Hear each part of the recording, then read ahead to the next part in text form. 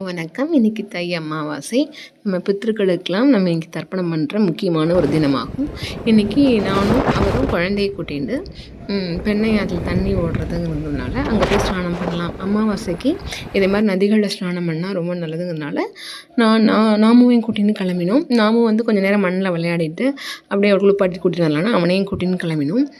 போகிற வழிகள்லாம் அந்த மலையும் வயல்வெளியும் அப்புறம் தை மாதம் இந்த அறுவடையான அந்த வயல்வெளிகள்லாம் பார்க்குறதுக்கு ரொம்ப நல்லா இருந்தது. நாமும் நல்லா என்ஜாய் பண்ணால் இன்றைக்கி லீவுங்கிறதுனால அவனையும் கூட்டின்னு போய் அவனும் கொஞ்சம் நேரம் மண்ணில் விளையாடலான்ட்டு அவனையும் கூட்டின்னு கிளம்பினோம். அந்த வயல்வெளியெல்லாம் பார்க்குறதுக்கே ரொம்ப நல்லா இருந்தது. நாளைக்கு தை 5 தான். நான் நாளைக்கு முடியுமான்னு தெரிலங்கிறதுனால இன்றைக்கி அமாவாசை தர்ப்பணம் பண்ணிவிட்டு அப்படிங்க ஸ்நானம் பண்ணலாங்கிறதுக்காண்டி அங்கே கிளம்பினோம். போகிற வழியில் தான் நம்ம கோவர்த்தன மலையும் அப்படியே தரிசனம் பண்ணிட்டு பார்க்குறதுக்கு இது ரொம்ப அழகாக இருக்கும். அப்புறம் அங்கே இறங்கின உடனே நமக்கு ரொம்ப சந்தோஷம். உடனே மண்ணில் அவனுக்குள்ளே அந்த டாய்ஸ்லாம் எடுத்துன்னு போயிருந்தனால அதை வச்சு நல்லா என்ஜாய் பண்ணி விளையாடிருந்தான். பட் அந்த தண்ணியில் இறங்கின உடனே அவனுக்கு அழுக வந்துடுது. ரொம்ப தண்ணியில் குளிக்கலை. தண்ணி கொஞ்சமாக தான் போயின்னு இருந்தது. நேரம் மண்ணில் விளையாட விட்டுட்டு அப்புறம் அவனை மெதுவாக அவள் தாத்தா குளிப்பாட்டி விட்டுட்டான். அப்புறம் நாங்கள்லாம் குளிச்சுட்டு தர்ப்பணம் பண்ண ஆரம்பிச்சிட்டார்.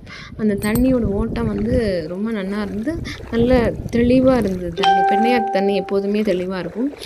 ஒரு வருஷம் தண்ணி நிறைய போனதுனால அண்ணா பெருமாளையே இங்கே ஏழை பண்ணி தீர்த்தவரை பண்ணால் அதுதான் எங்களுக்கு ஞாபகம் வந்தது. இவர் ஸ்நானம் பண்ணிட்டு தர்ப்பணம் பண்ண ஆரம்பிச்சிட்டார். அமாவாசை தினத்தில் முன்னோர்களை நினைத்து தர்ப்பணம் கொடுக்க வேண்டும். ஒவ்வொரு மாதம் அமாவாசை வரும் தினம் மிகவும் முக்கியமானது தான். அதிலும் ஆடி, புரட்டாசி, தை மாதம் வரும் அமாவாசை தினங்கள் மிகவும் விசேஷமானது.